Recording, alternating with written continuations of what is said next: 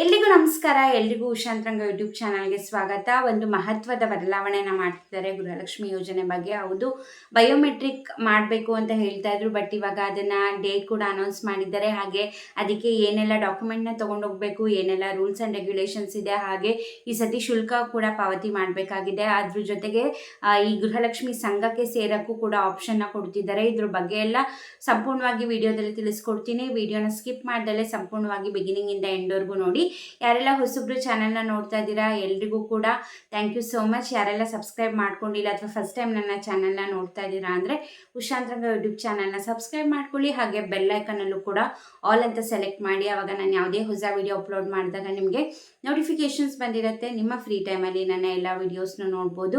ನಿಮಗೆ ನನ್ನ ಚಾನಲಲ್ಲಿ ರಾಜ್ಯ ಸರ್ಕಾರ, ಕೇಂದ್ರ ಸರ್ಕಾರದಿಂದ ಬರುವಂತಹ ಹೊಸ ಹೊಸ ಅಪ್ಡೇಟ್ಸ್ ಆಗಿರ್ಬೋದು, ಹೊಸ ಯೋಜನೆ ಬಗ್ಗೆ ಮಾಹಿತಿಗಳಾಗಿರ್ಬೋದು, ಅಥವಾ ಪೋಸ್ಟ್ ಆಫೀಸ್ನ ಸ್ಕೀಮ್ಸ್ಗಳ ಬಗ್ಗೆ ಆಗಿರ್ಬೋದು, ಪ್ರತಿಯೊಂದನ್ನು ಕೂಡ ಅಪ್ಡೇಟ್ ಮಾಡ್ತಿರ್ತೀನಿ.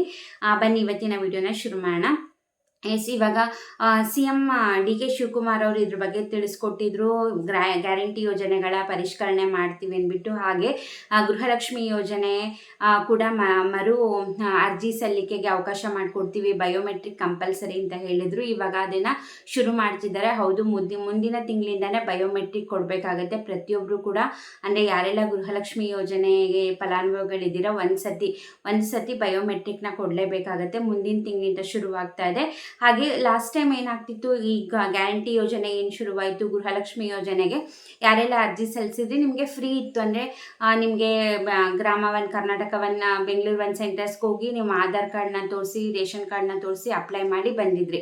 ಇದು ಕಂಪ್ಲೀಟ್ಲಿ ಫ್ರೀ ಇತ್ತು. ಬಟ್ ಈಗ ಏನು ಬಯೋಮೆಟ್ರಿಕ್ ಕೊಡಬೇಕು ಅಂತಂದರೆ ನೀವು ಇದಕ್ಕೆ ಶುಲ್ಕನ ಪಾವತಿ ಮಾಡಬೇಕಾಗತ್ತೆ. 5 ರೂಪಾಯಿ, ಪ್ರತಿಯೊಬ್ಬರಿಗೂ ಕೂಡ 5 ರೂಪಾಯಿ ಶುಲ್ಕನ ಕಟ್ಟಿ ನೀವು ಬಯೋಮೆಟ್ರಿಕ್ನ ಕೊಡಬೇಕಾಗತ್ತೆ. ನೀವು ಬಯೋಮೆಟ್ರಿಕ್ ಕೊಟ್ಟರೆ ಮಾತ್ರ ನೀವು ಗೃಹಲಕ್ಷ್ಮಿ ಯೋಜನೆಯ ಫಲಾನುಭವಿಗಳಾಗೋದು.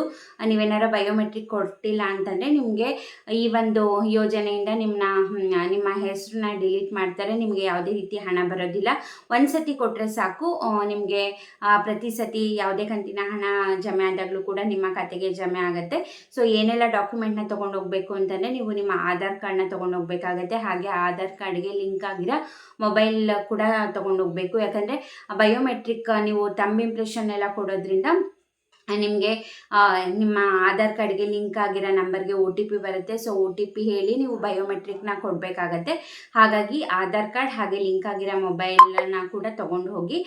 ಹಾಗೆ ಇನ್ನೊಂದು ಹೊಸದು ಅಪ್ಡೇಟ್ ಏನಪ್ಪ ಬಂದಿರೋದು ಅಂತಂದರೆ, ಇವಾಗ ನೀವು ಗೃಹಲಕ್ಷ್ಮಿ ಯೋಜನೆ ಬಯೋಮೆಟ್ರಿಕ್ ಮಾಡ್ಸೋಕ್ಕೆ ಹೋದಾಗ ನಿಮಗೆ ಈ ಗೃಹಲಕ್ಷ್ಮಿ ಸಂಘಕ್ಕೂ ಕೂಡ ನೀವು ಯಾರೆಲ್ಲ ಗೃಹಲಕ್ಷ್ಮಿ ಸಂಘಕ್ಕೆ ಸೇರಬೇಕು ಅಂತ ಇಷ್ಟಪಡ್ತಾ ಇದ್ದೀರಾ, ನಿಮಗೆ ಅಲ್ಲಿ ಆಪ್ಷನ್ ಕೂಡ ಇದೆ. ನಿಮಗೆ ಇಷ್ಟ ಇತ್ತು ಅಂತಂದರೆ ಅಲ್ಲಿ ಗೃಹಲಕ್ಷ್ಮಿ ಸಂಘಕ್ಕೂ ಕೂಡ ನೀವು ಸೇರ್ಕೋಬಹುದು.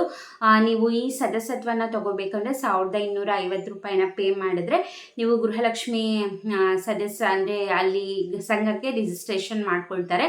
ಸೊ ನಿಮಗೆ ಅದು ಆಪ್ಷನ್ ಇದೆ. ನಿಮ್ಗೆ ಇಷ್ಟ ಇತ್ತು ಅಂತಂದರೆ ಬಯೋಮೆಟ್ರಿಕ್ ಹೋದಾಗ್ಲೇ 1250 ರೂಪಾಯಿನ ಕೊಟ್ಟರೆ ಗೃಹಲಕ್ಷ್ಮಿ ಸಂಘಕ್ಕೆ ಸೇರ್ಕೊಳ್ತೀರಾ. ನೀವು ಪ್ರತಿ ತಿಂಗಳು ಅಮೌಂಟ್ನ ಪೇ ಮಾಡಬೇಕಾಗತ್ತೆ. ಸೊ ಮತ್ತು ನಿಮಗೆ 6 ತಿಂಗಳು ಕಂಟಿನ್ಯೂಸ್ ಆಗಿ ಪೇ ಮಾಡಿದ್ದೀರಾ ಅಂದರೆ ನಿಮಗೆ ಅತಿ ಕಡಿಮೆ ಬಡ್ಡಿ ದರದಲ್ಲಿ ಸಾಲ ಸೌಲಭ್ಯ ಕೂಡ ಸಿಗುತ್ತೆ. ಸೊ ಯಾರೆಲ್ಲ ಇಂಟ್ರೆಸ್ಟೆಡ್ ಇದ್ದೀರಾ ಸಂಘಕ್ಕೆ ಸೇರೋಕ್ಕೆ, ಬಯೋಮೆಟ್ರಿಕ್ ಕೊಡೋಕ್ಕೆ ಹೋದಾಗ ನೀವು ಸಂಘಕ್ಕೂ ಸೇರಬೇಕು ಅಂತಂದರೆ 1250 ರೂಪೀಸ್ನ ಕೊಟ್ಟರೆ ನಿಮಗೆ ಸಂಘಕ್ಕೆ ಸದಸ್ಯತ್ವನ ತಗೊಳ್ತಾರೆ. ಸೊ ಆಪ್ಷನ್ನು ಕೂಡ ಮಾಡಿದ್ದಾರೆ.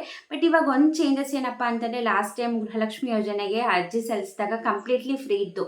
ಬಟ್ ಇವಾಗ 5 ರೂಪಾಯಿನ ಪೇ ಮಾಡಬೇಕಾಗುತ್ತೆ. ಬಟ್ 5 ರೂಪಾಯಿ ಅನ್ನೋದು ಕಡಿಮೆನೇ. ಬಟ್ ಈಗ ಟೋಟಲ್ ಆಗಿ 1,28,00,000 ಜನ ಫಲಾನುಭವಿಗಳಿರೋದು ಗೃಹಲಕ್ಷ್ಮಿ ಯೋಜನೆಯಲ್ಲಿ. ಅಲ್ಲಿ ಒಬ್ಬೊಬ್ಬರಿಂದನೂ 5 ರೂಪಾಯಿ ತೊಗೊಂಡ್ರೆ ಇದು ಒಂದು ಕೂಡ ದುಡ್ಡು ಮಾಡ್ಕೊಳ್ಳೋಕ್ಕೆ ಇದು ಒಂದು ದಾರಿ ಮಾಡ್ಕೊಂಡಿದ್ದಾರೆ ಸರ್ಕಾರದವರು ಅಂತಲೇ ಅನಿಸುತ್ತೆ. ಈಗ 5 ರೂಪಾಯಿನ ಕೊಡಬೇಕಾಗತ್ತೆ. ಲಾಸ್ಟ್ ಟೈಮ್ ಹೊಸದಾಗಿ ಅರ್ಜಿ ಸಲ್ಲಿಸ್ಬೇಕಾದ್ರೆ ಫ್ರೀ ಇತ್ತು. ಬಟ್ ಇವಾಗ 5 ರೂಪೀಸ್ ಕೊಡಬೇಕು. ಎನಿವೇ ನೆಕ್ಸ್ಟ್ ತಿಂಗಳಿಂದ ಬಯೋಮೆಟ್ರಿಕ್ ಕೊಡಬೇಕಾಗತ್ತೆ. ಮುಂದಿನ ತಿಂಗಳಿಂದ ಈಗ ಆಲ್ರೆಡಿ ಅದಕ್ಕೆ ಸಪ್ರೇಟ್ ಆ್ಯಪ್ನೆಲ್ಲ ಮಾಡಿದ್ದಾರೆ. ಈಗ ಅದ್ರದ್ದು ಡೆಮೋ ಕೂಡ ಎಲ್ಲ ನಡೀತಿದೆಯಂತೆ. ಸೊ ಹಾಗಾಗಿ ಮುಂದಿನ ತಿಂಗಳಿಂದ ಮುಂದಿನ ತಿಂಗಳು ಬಯೋಮೆಟ್ರಿಕ್ ಕೊಡಬೇಕಾಗತ್ತೆ ಜುಲೈ ತಿಂಗಳಿಂದ. ಯಾವ ಡೇಟಿಂದ ಅಂತ ಅನೌನ್ಸ್ ಆದ ಕೂಡಲೇ ಖಂಡಿತ ತಿಳಿಸ್ತೀನಿ. ಗ್ರಾಮ 1, ಕರ್ನಾಟಕ 1, ಬೆಂಗಳೂರು 1 ಸೆಂಟರ್ಸ್ಗಳಲ್ಲಿ ಹೋಗಿ ನೀವು ಬಯೋಮೆಟ್ರಿಕ್ನ ಕೊಡ್ಬೋದು. ಅಂದರೆ ಎಲ್ಲಿ ನೀವು ಗೃಹಲಕ್ಷ್ಮಿ ಯೋಜನೆಗೆ ಅರ್ಜಿ ಸಲ್ಲಿಸಿರ್ತೀರಲ್ಲ ಆ ಸೆಂಟರ್ಸ್ಗಳಲ್ಲೇ ಆಪ್ಷನ್ನ ಕೊಟ್ಟಿರ್ತಾರೆ. ಅಲ್ಲೋಗಿ ನೀವು ಬಯೋಮೆಟ್ರಿಕ್ನ ಸಲ್ಲಿಕೆ ಮಾಡ್ಬೋದು. ಬಟ್ ಈ ಸತಿ ದುಡ್ಡನ್ನ ಇಟ್ಟಿದ್ದಾರೆ, ಅದೊಂದು ಚೇಂಜಸ್ ಮಾಡಿದ್ದಾರೆ. ಸೊ ಈ ಒಂದು ಹೊಸ ಚೇಂಜಸ್ ತಂದಿರೋದ್ರ ಬಗ್ಗೆ ಅಥವಾ ದುಡ್ಡನ್ನ ಶುಲ್ಕ ಕೂಡ ಫಿಕ್ಸ್ ಮಾಡಿದ್ದಾರೆ, ಅದ್ರ ಬಗ್ಗೆ ಏನನ್ಸುತ್ತೆ ನಿಮ್ಮ ಅನಿಸಿಕೆ ಅಭಿಪ್ರಾಯನ ಕಮೆಂಟ್ ಸೆಕ್ಷನಲ್ಲಿ ತಿಳಿಸಿ. ಹಾಗೆ 30ನೇ ಕಂತಿನವರೆಗೂ ಹಣ ಜಮೆ ಆಗಿದೆ. ಐ ಹೋಪ್ ನಿಮ್ಮೆಲ್ಲರಿಗೂ ಕೂಡ ಜಮೆ ಆಗಿದೆ ಅಂದ್ಕೊಂಡಿದ್ದೀನಿ. ಈಗ ರೀಸೆಂಟಾಗಿ 2ನೇ ಹಂತದ ಹಣ ಕೂಡ ರಿಲೀಸ್ ಮಾಡಿದ್ರು.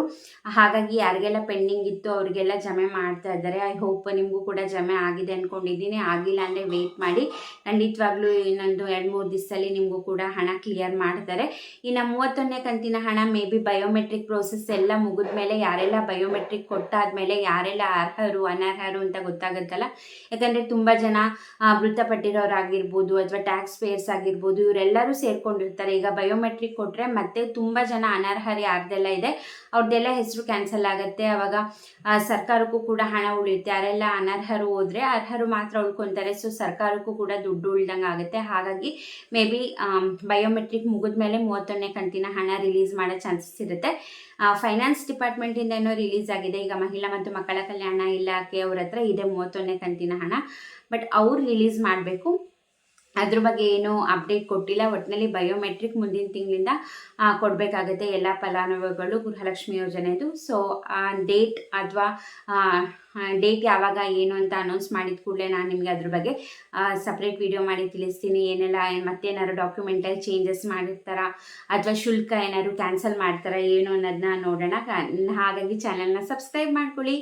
ಇಷ್ಟೊತ್ತು ವಿಡಿಯೋ ನೋಡಿದ್ದಕ್ಕೆ ಥ್ಯಾಂಕ್ ಯು ಸೋ ಮಚ್. ಈ ವಿಡಿಯೋದಿಂದ ಇನ್ಫಾರ್ಮೇಷನ್ ಸಿಕ್ಕಿದೆ ಅಂತಾರೆ ವಿಡಿಯೋಗೆ ಲೈಕ್ ಮಾಡಿ, ಹಾಗೆ ಫ್ರೆಂಡ್ಸ್ ಆ್ಯಂಡ್ ಫ್ಯಾಮಿಲಿಗೂ ಕೂಡ ಶೇರ್ ಮಾಡೋದನ್ನ ಮರಿಬೇಡಿ. ಇಷ್ಟೊತ್ತು ವಿಡಿಯೋ ನೋಡಿದ್ದಕ್ಕೆ ಥ್ಯಾಂಕ್ ಯು ಸೋ ಮಚ್. ನಮಸ್ಕಾರ.